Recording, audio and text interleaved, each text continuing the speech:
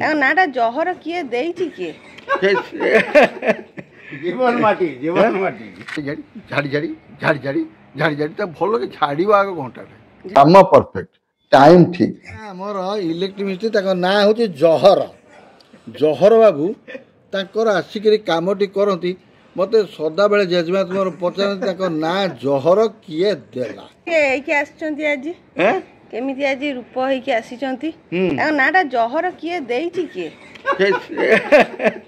ଜୀବନ ମାଟି ସେ ବାହାର ପଟ କାମ ଇଲେକ୍ଟ୍ରିକ୍ କାମ କରୁଛନ୍ତି ମାନେ ମୋତେ କାଲି କହିଲେ ଭାଇନା ମୋତେ ଡେଇଁ ଡେଇଁକା କରିବାକୁ ପଡ଼ିବ। ଏ ଯେଉଁ ଆମର ଖଣ୍ଡଗିରି ଯେଉଁ ମାଙ୍କଡ଼ ଗୁଡ଼ା ଦିଅନ୍ତି ସେଇଭଳିଆ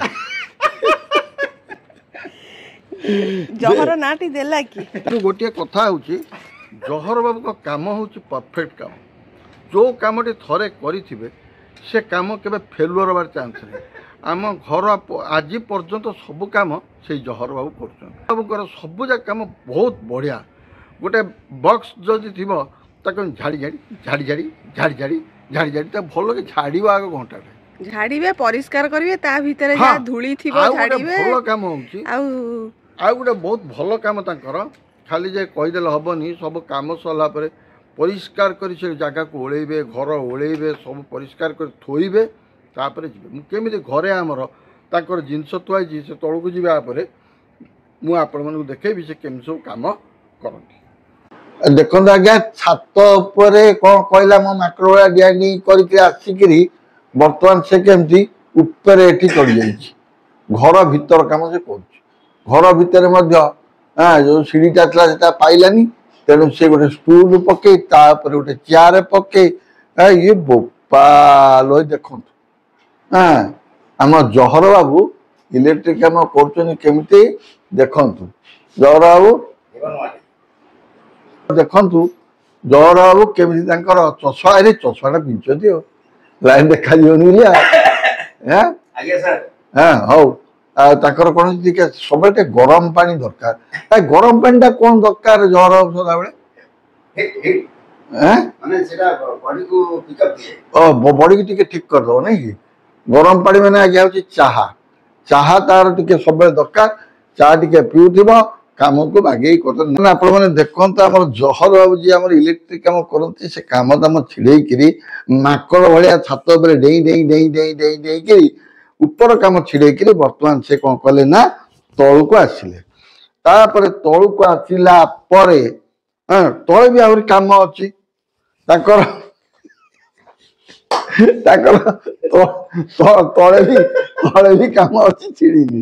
ପୁରା ସ୍ଲୋ ତାଙ୍କର ସବୁ କାମ ହେଉଛି ସ୍ଲୋ, ମାନେ ସ୍ଲୋ।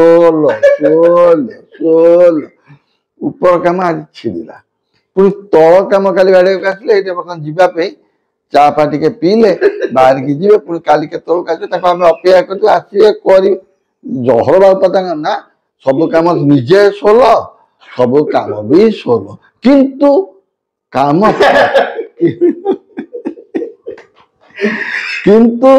କାମ ତାଙ୍କର ଆପଣମାନେ ବିଶ୍ୱାସ କରିବେନି, ମୁଁ ମିଛ କହୁନି। ତାଙ୍କ କାମ ବହୁତ ପରଫେକ୍ଟ କାମ, ଏଇଟା ଭଲ ଲାଗେ। ଆଉ ଯେଉଁ ଚିକ୍କଣକିରି କାମଟି କରୁଥିବେ ଆପଣ ଆମ ଘର ତଳ ଘରଟା ଆସିକି ଏଇ ଘରଟା ଆସିକି 25 ବର୍ଷ ହେଲାଣି। ତାଙ୍କର କାମ ଆଜି ପର୍ଯ୍ୟନ୍ତ କରିଛନ୍ତି, କୋଉ ଜାଗାରେ ଟିକେ ଅସୁବିଧା ନାହିଁ।